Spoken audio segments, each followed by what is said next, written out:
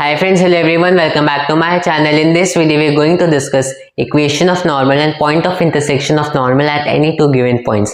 तो ये हमारी पैराबोला की सीरीज का 5th लेक्चर है जिसमें हम डिस्कस करेंगे कि हम नॉर्मल की इक्वेशन कैसे फाइंड आउट कर सकते हैं और point of intersection of normal कैसे फाइंड आउट कर सकते हैं at any two given points of parabola. और साथ में एक इम्पॉर्टेंट थ्योरम भी डिस्कस करेंगे कि अगर एक पॉइंट से नॉर्मल ड्रॉ करने पे किसी दूसरे पॉइंट पे कट करें पैराबोला पे तो दोनों पॉइंट्स के बीच में क्या रिलेशन होगा, ये वाली थ्योरम भी हम इस वाली वीडियो में डिस्कस करने वाले। सो स्टार्ट करते हैं। अब स्टार्ट करेंगे नॉर्मल की इक्वेशन फाइंड आउट करने से। अब नॉर्मल की इक्वेशन कैसे फाइंड आउट करेंगे, इसमें मैं एक इम्पॉर्टेंट चीज़ का यूज़ करूँगा, नॉर्मल की डेफिनेशन। नॉर्मल क्या होता है, अगर मैं एक पॉइंट पे नॉर्मल बना रहा हूँ तो इसका मतलब ये है कि मैं टैंजेंट से परपेंडिकुलर लाइन बना रहा हूँ जो कि उसी पॉइंट से पास कर रही है।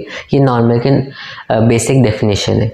तो अब मैं इसका यूज़ कैसे कर सकता हूँ, यूज़ इस तरह से कर सकते हैं कि मान लेते हैं मेरे पास जो parabola Y square is equal to 4ax है, मेरे पास पॉइंट x1, y1 है और मुझे नॉर्मल की इक्वेशन फाइंड आउट करनी है पॉइंट फॉर्म में। तो मैं पॉइंट फॉर्म में नॉर्मल की इक्वेशन कैसे फाइंड आउट करूँगा वो देखते हैं। मुझे पॉइंट फॉर्म में टैंजेंट की इक्वेशन पता है, y1 is equal to 2ax plus x1, ठीक है, ये मुझे पता है। अब मैं यहाँ से टैंजेंट का स्लोप निकाल सकता हूँ। y1 को इससे ले जाऊँ तो टैंजेंट का स्लोप mt बराबर हो जाएगा 2a डिवाइड बाई y1, ठीक है। मुझे टैंजेंट का स्लोप पता चल गया।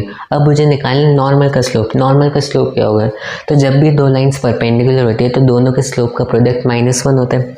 तो इसी तरह से नॉर्मल का प्रोडक्ट है, दोनों का प्रोडक्ट -1, नॉर्मल का स्लोप आ जाएगा -1 डिवाइड बाई 2a।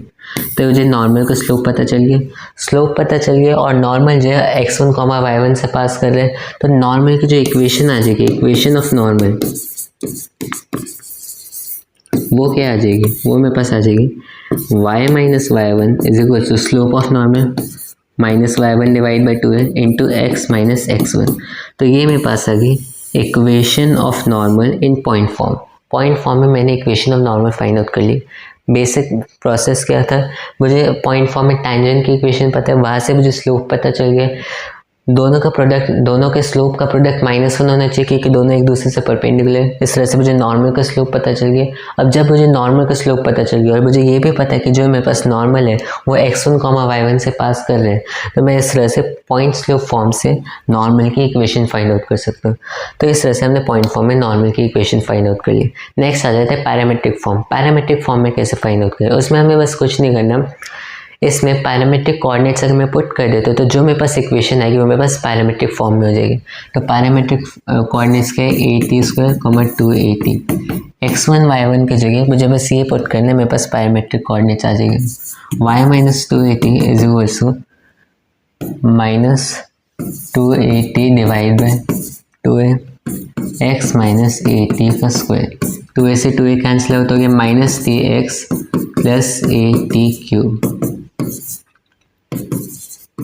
तो यहाँ से मेरे पास आ गया y plus tx is equal to 280 plus 80 cube. और ये जो मेरे पास आ गया, मेरे पास है पैरामेट्रिक फॉर्म में नॉर्मल की इक्वेशन। तो मैंने इस पॉइंट फॉर्म में फाइंड आउट कर लिया। पॉइंट फॉर्म में फिर पैरामेट्रिक कोऑर्डिनेट्स पुट करके मेरे पास पैरामेट्रिक फॉर्म में भी आ गई। लास्ट बचता है कि स्लोप फॉर्म में मैं नॉर्मल की इक्वेशन कैसे फाइंड आउट कर सकता हूँ। तो स्लोप फॉर्म में क्या करेंगे, स्लोप फॉर्म में हमें क्या करना होगा, मैं इस पार्ट को जो मेरे पास इस लाइन का स्लोप है उसे मैं m अज्यूम कर लूँगा। तो मैंने क्या किया, मैंने m is equal to -y divide by 2a assume कर लिया। तो m is equal to -y divide by 2a। तो यहाँ से मेरे पास y1 की वैल्यू क्या आ गई, -2am, ठीक है, बस y1 की वैल्यू। अब x1 की वैल्यू क्या होगी, मैं x1 की वैल्यू फाइंड आउट करूँगा इस इक्वेशन की हेल्प से। तो x1 मेरे पास आ जाएगा y1 का स्क्वायर डिवाइड बाई 4 है, ठीक है, इक्वेशन की हेल्प ली हमने। अब y1 की वैल्यू मुझे पता है, अगर मैं उसे 4a से डिवाइड कर दूँ उसके स्क्वायर को, मेरे पास x1 की वैल्यू आ जाएगी। तो y1 का स्क्वायर 4a स्क्वायर, x1 का square 4a square m square divide by 4a is equal to am square. तो मेरे पास x1 की वैल्यू आ गई am स्क्वायर मुझे x1 पता चल गया, y1 पता चल गया, तो बस मुझे इन दोनों को इसमें सब्स्टिट्यूट करना, मेरे पास स्लोप फॉर्म में आ जाएगा। तो y माइनस y1 की चीज़ दिस इज इक्वल टू, इसको हमने m एज्यूम किया था, m into X minus x1 a m square. तो ये मेरे पास आ गई स्लोप फॉर्म में नॉर्मल की इक्वेशन। थोड़ा सिंप्लीफाई कर लेते हैं, y is equal to M X minus 2am minus am cube. ये मेरे पास आ गई नॉर्मल की इक्वेशन स्लोप फॉर्म में। ये पैरामीट्रिक फॉर्म, स्लोप फॉर्म और ये पॉइंट फॉर्म, तीनों को हमने डिराइव कर लिया। अब ये था इक्वेशन ऑफ नॉर्मल वाला पार्ट। अब लास्ट टॉपिक बचता है कि point of intersection of two normal में कैसे फाइंड आउट कर सकता हूँ।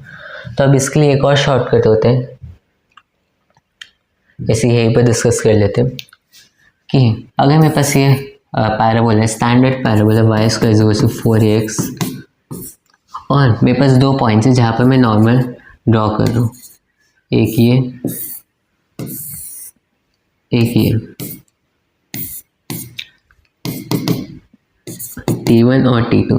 अब मैं इनका point of intersection find out कैसे करूँगा, तो इसका क्या फॉर्मूला होता है, पॉइंट ऑफ इंटरसेक्शन P, इसके कोऑर्डिनेट्स हो जाएगी 2a into T1 square T2 square T1 plus T2 comma minus a T1 T2 T1 plus T2।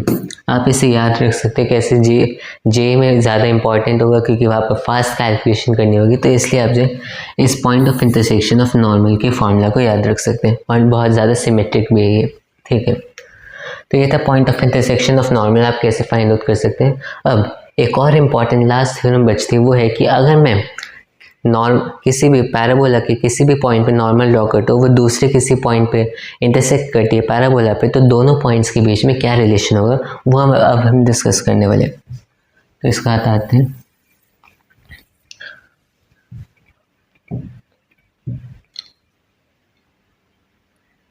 मैं क्या कहना चाहता हूँ, मेरे पास ये नॉर्मल है, मैंने एक point a T1 square comma 2a T1 इस पॉइंट पे नॉर्मल ड्रॉ किया, और ये जो यहाँ पर किसी a T2 square 2a T2 यहाँ पर इंटरसेक्ट करे। मेरे पास कोई पॉइंट a है, ये मेरे पास कोई पॉइंट b है।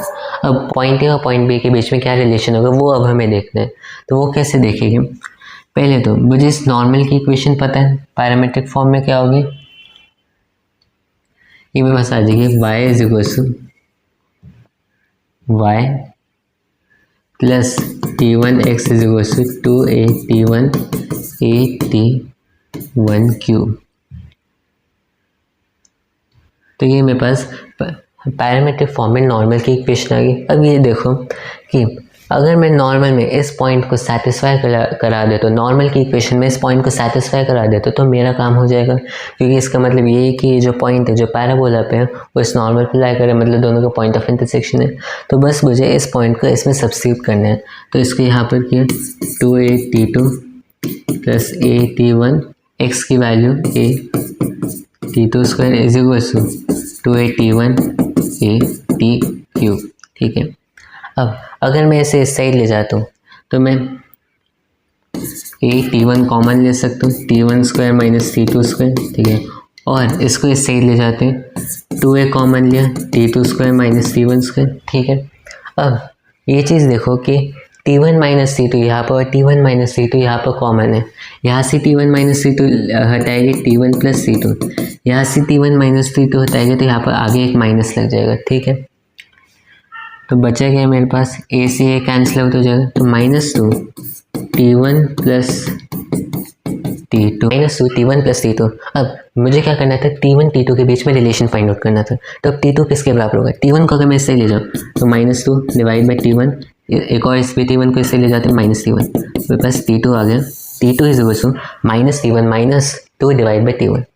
तो एंड रिजल्ट मेरे पास क्या है कि अगर मेरे पास T1 पॉइंट है, वहाँ से मैं नॉर्मल ड्रॉ करता हूँ, दूसरे T2 पॉइंट पे इंटरसेक्ट करते हैं, तो T1 T2 के बीच में रिलेशन हो जाएगा T2 is equal to -T1 divide -2 divide by T1।